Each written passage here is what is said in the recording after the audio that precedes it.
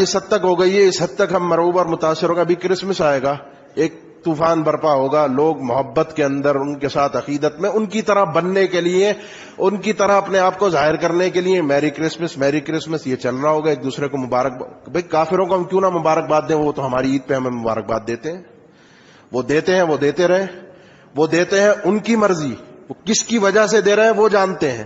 میں نہیں دیتا کیونکہ میرے وجود پر میرے رب کا حکم چلتا ہے. میرے رب کی شادی نہیں ہوئی، میرے رب کی بیوی نہیں تھی، میرے رب کا بیٹا نہیں تھا. ان جملوں کو بولنے سے پہلے میں یہ کم سے کم سوچوں تو صحیح کہ میرا رب ہے کون. قل هو اللہ احد. کہیں میں رب کو گالی تو نہیں دے رہا. میں ان کی طرح بننے کے چکر میں، ان کو اچھا بن کر دکھانے کے چکر میں اپنے دین اور اسلام کا جنازہ نکالنے کے لیے تیار ہوں.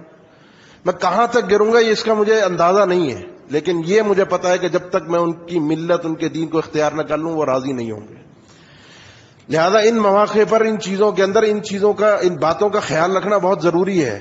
ہمیں اس حد تک نیچے لے آیا گیا کہ نہیں جی کیا مسئلہ ہے، ایک کافر مر جاتا ہے، اس کے مرنے پر اس کے لیے رحمت کی دعا کرنا، ہم تو اتنے کنجوس ہو گئے کافر کے مرنے پر اس کے لیے رحمت کی دعا تک نہیں کر سکتے.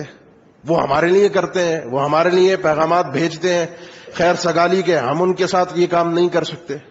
بھائی نہیں کر سکتے، اس لیے نہیں کر سکتے کیونکہ یہ بخشش اور مغفرت، جنت اور جہنم میرے اختیار میں، میرے ہاتھ میں نہیں ہے. یہ آخرت کے معاملات ہیں، اللہ کے ہیں.